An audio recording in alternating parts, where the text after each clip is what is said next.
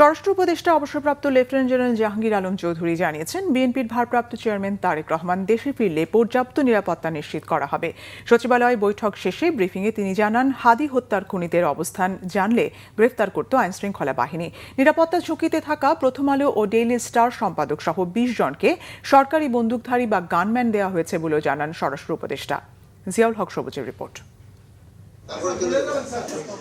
সোমবার আইনশৃঙ্খলা সংক্রান্ত উপদেষ্টা পরিষদ কমিটি ও জগন্নাথ বিশ্ববিদ্যালয়ে ছাত্র সংসদ নির্বাচন নিয়ে বৈঠক করেন স্বরাষ্ট্র উপদেষ্টা জাহাঙ্গীর আলম চৌধুরী।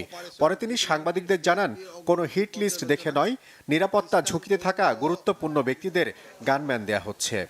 পত্রিকার 2টি সম্পাদকের নিরাপত্তার জন্য গানম্যান দেওয়া হয়েছে এবং তাদের বাসায়ও নিরাপত্তা বৃদ্ধি করা হয়েছে।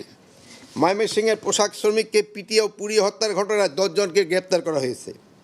আগামী 25শে ডিসেম্বর 2025 তারিখে বিএনপি ভারপ্রাপ্ত চেয়ারম্যান তারেক রহমান দেশে আগমন উপলক্ষেও সর্বোচ্চ নিরাপত্তা ব্যবস্থা গ্রহণ করা হয়েছে। ডেভিল হ্যান্ড ফেজ 2 অপারেশনের অংশ হিসাবে 2000 চেকপোস্ট বসানো হয়েছে।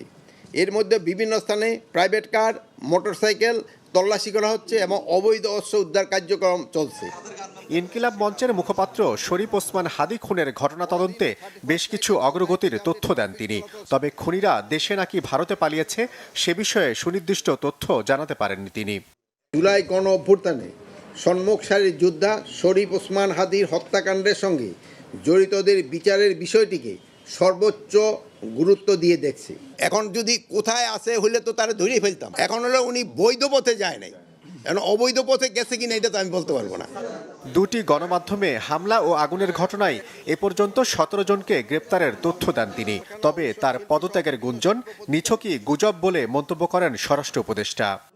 ও আচ্ছা, পদত্যাগ করলে তার এখানে বসতাম না। জিয়াউল হক সবুজ, বাংলা ভিশন, ঢাকা।